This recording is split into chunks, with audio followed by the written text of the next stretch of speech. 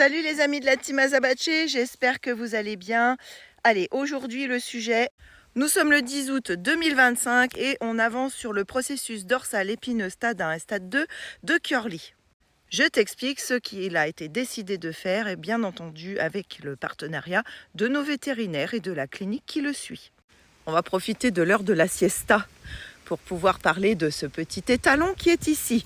Donc si tu nous suis depuis le début, tu sais que le compte est dédié à ce cheval principalement et ensuite, d'autres copains sont venus enrichir le compte. Mais à la base, il s'agissait de remettre en avant les étalons contre vents et marées debout, puisque nous sommes interdits absolument quasiment partout. Donc voilà.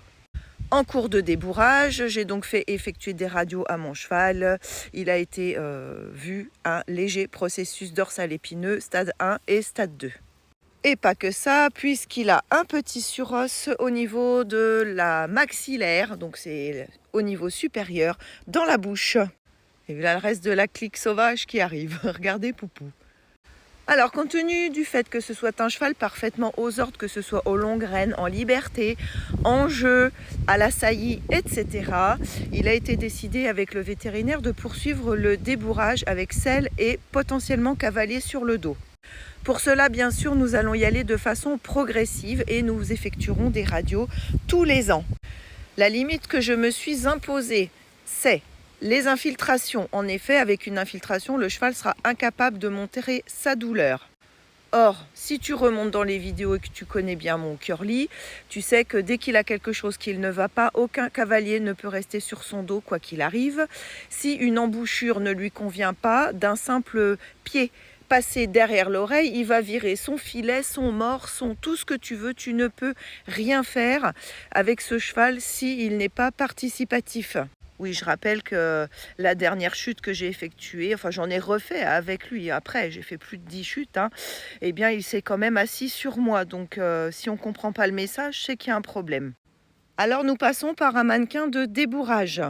Le but, c'est de dissocier la douleur à la présence du cavalier parce que forcément, ce cheval ayant eu mal un certain nombre de fois, quand le cavalier était sur son dos, il a nécessairement associé la douleur et le cavalier. Donc déjà, plein succès là-dessus, tout va bien, il se comporte de façon impeccable avec le mannequin de débourrage. Que ce soit en balade, que ce soit dans ma pseudo-carrière, puisque tu sais qu'ici c'est très roots, je ne bénéficie pas d'installation malheureusement. Mais voilà, ça se passe très bien. Il reste très calme, il ne cherche plus à attraper les rênes, il continue ses descentes d'encolure, bref, c'est comme s'il n'avait rien sur le dos dès l'instant où il a le cavalier. Le cavalier mannequin que nous avons renommé Tagada. Maintenant, quid du poids du cavalier et de son processus dorsal épineux, et c'est là où nous en sommes. Donc aujourd'hui, clairement, j'en suis à ajouter quelques poids petit à petit sur le mannequin de débourrage. Et moi, je me pose sur son dos lorsqu'il est en période de broutage quand nous partons en balade. Balade que nous effectuons à pied forcément puisqu'il n'est pas montable dans l'absolu. Pourquoi la vétérinaire a décidé du fait qu'il était peut-être possible de lui mettre un cavalier sur le dos? Eh bien, grâce au fait qu'il soit étalon, qu'il soit déjà entier. Donc, il produit de la testostérone et au niveau musculaire, on peut espérer un support très important de son dos par le développement de muscles, ce qui va freiner le processus dorsal épineux et qui peut même éventuellement endiguer le processus.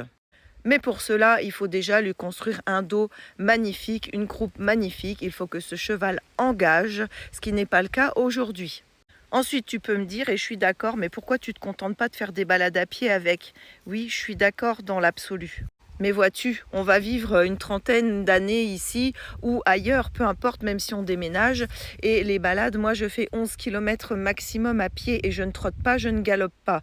Mon cheval, au bout d'un moment, il en a marre parce que c'est redondant. Quand bien même je varie le travail en balade. Un cheval pour se muscler 11 km, c'est pas du tout suffisant. C'est suffisant pour un bipède, pour nous. Mais un cheval, il lui faut une quinzaine, une vingtaine de kilomètres. Et je ne te parle pas de balade à tombereaux ouverts. On peut se contenter de pas bien allongés avec du petit trot, quelques petites séances de galop. Mais 15-20 km, c'est pas du tout déconnant pour un cheval. En plus, ici, si je veux des vrais chemins de balade, malheureusement, je suis obligée de passer par du bitume et des longues minutes de bitume. Donc évidemment, mon cheval porte des hipposandales et en conséquence de quoi, on ne peut pas vraiment travailler sur le bitume.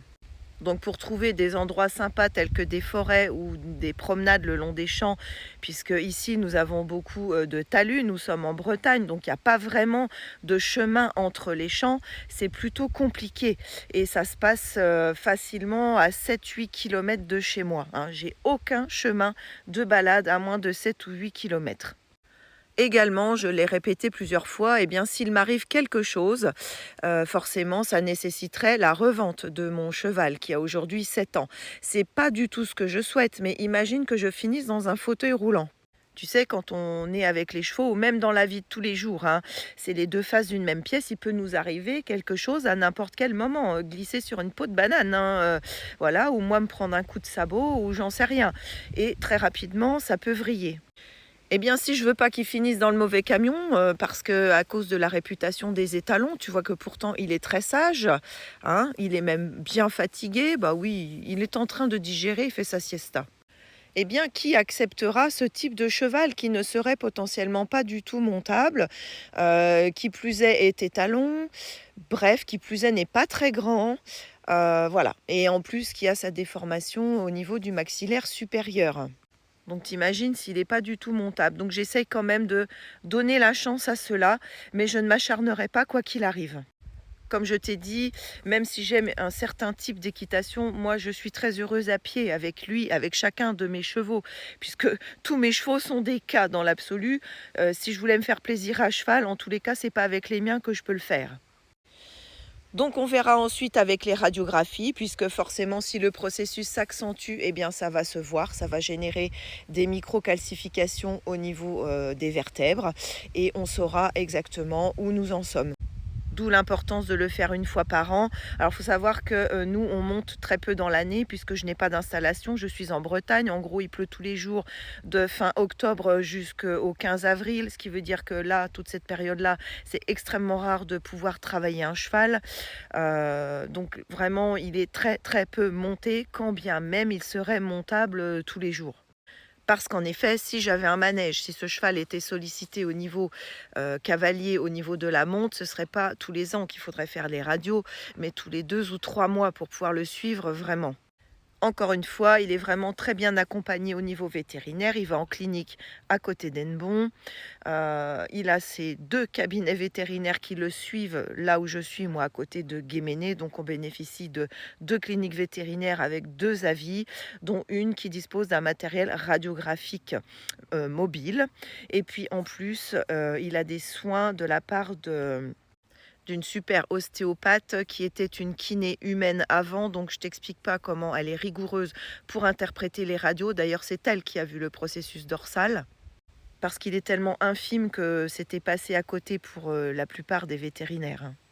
Et également, on a une super dentiste pour continuer à suivre au niveau de sa mâchoire. Et avec elle, eh bien, on regarde les embouchures qui conviennent à mon cheval. Voilà, donc sur ce, je te souhaite un bon dimanche. Moi, je vais aller ramasser les crottins.